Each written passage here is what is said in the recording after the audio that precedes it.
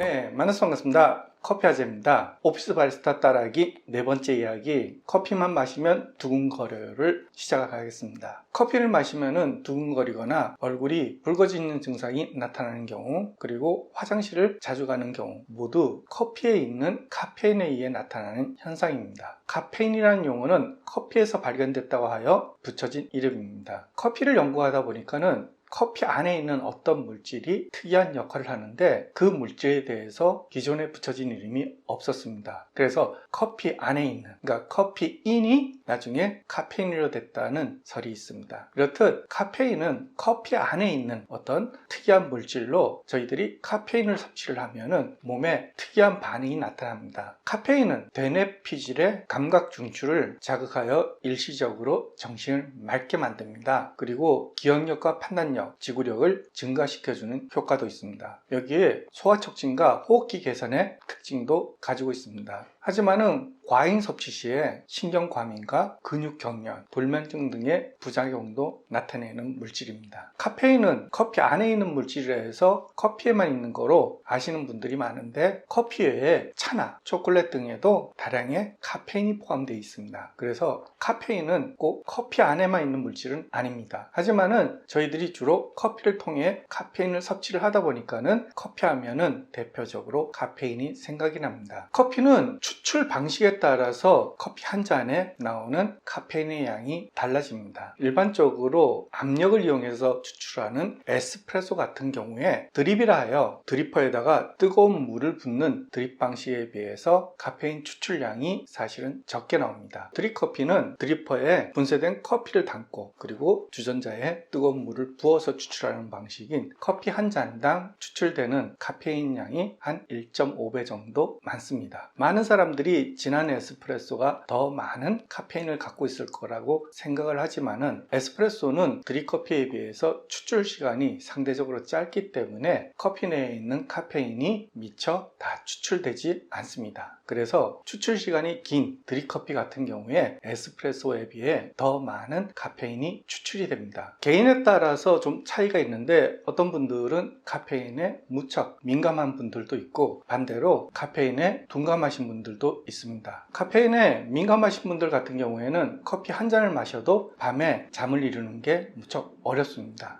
반면에 둔감하신 분들 같은 경우에는 커피를 두세 잔 마셔도 부담 없이 편하게 주무십니다. 에스프레소 같은 경우에 한 잔의 카페인 양은 100mg 정도가 추출이 됩니다. 드립커피 같은 경우에 한 잔 기준으로 150ml 정도가 추출이 됩니다. 그리고 콜드브루, 즉 찬물로 추출하는 경우에 추출에 사용된 물의 온도가 낮기 때문에 카페인의 추출이 좀 덜 됩니다. 콜드브루 같은 경우에도 한 잔 기준으로 한 80mg 정도의 카페인이 추출이 됩니다. 그리고 사용하는 커피의 품종에 따라서 카페인의 함량도 약간 달라집니다. 커피의 품종은 크게 아라비카와 로부스타로 나눌 수가 있습니다. 아라비카 같은 경우에는 산미가 좋은 고급 커피라고 알려져 있고 로부스타 같은 경우에는 쓴맛이 좀 강한 약간 저급 커피로 알려져 있는데 아라비카 기준으로 로부스타의 카페인 함량이 한 두세 배 정도 많습니다. 그래서 사용하는 커피의 아라비카와 로부스타 비율에 따라서 에스프레소 한 잔에 추출되는 카페인의 양도 바뀌게 됩니다. 100% 아라비카 커피를 이용해서 추출한 에스프레소 같은 경우에는 보통 한 잔에 100mg의 카페인이 추출이 됩니다. 하지만은 로부스타의 비율이 30% 정도 된다 하면은 에스프레소 한 잔 기준 120mg 정도로 카페인의 함량이 늘어납니다. 만약 70%로 높아진다면은 에스프레소 한 잔 기준으로 160에서 한 180mg 정도로 상대적으로 많은 양의 카페인이 추출이 됩니다. 성인 같은 경우에 하루 400mg 이하의 카페인 흡수를 권장하고 있습니다. 그래서 에스프레소 같은 경우에 한 3잔에서 4잔, 드립커피 같은 경우에 한 2잔에서 3잔 정도가 하루 적정 카페인 양이라고 할 수 있습니다. 그런데 로부스타가 많이 블렌딩된 원두를 이용해서 추출된 에스프레소, 그리고 더블샷을 쓰는 에스프레소 에스프레소 같은 경우에 한 잔 기준으로 하루 카페인 섭취량을 넘기는 경우도 심심치 않게 경험할 수 있습니다. 카페인이 너무 민감하여 커피를 드시기 어려우신 분들을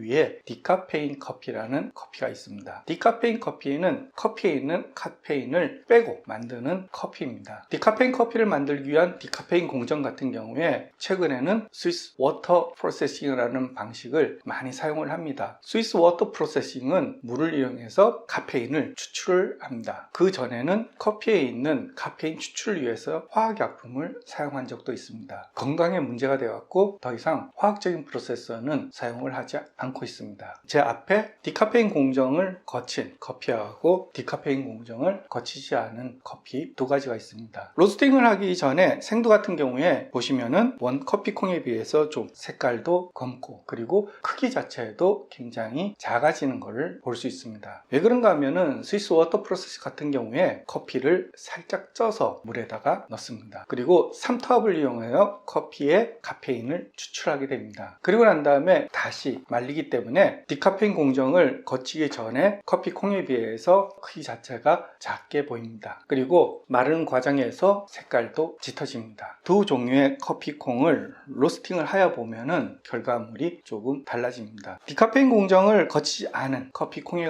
경우 일반적인 크기로 원두가 팽창이 됩니다. 하지만은 디카페인 공정을 거친 콩의 경우 로스팅을 하였을 적에 커피콩이 좀 더 작다라는 것을 보실 수가 있고 그리고 색깔도 조금 짙어집니다. 그리고 이 두 개의 커피를 추출하여 시험을 해보면은 맛도 조금 달라집니다. 디카페인 공정을 거친 디카페인 공정을 거치지 않은 원두로 추출한 아메리카노를 한번 시험해 보도록 하겠습니다. 저를 기준으로 왼쪽이 디카페인 공정을 거치지 않은 일반적인 아메리카노입니다. 그리고 저를 기준으로 오른쪽에 있는 것이 디카페인 공정을 거친 아메리카노입니다. 크리마의 양도 살짝 줄어듭니다. 커피 향도 좀 더 많이 줄어드는 것을 경험하실 수가 있습니다. 그리고 시음을 해보면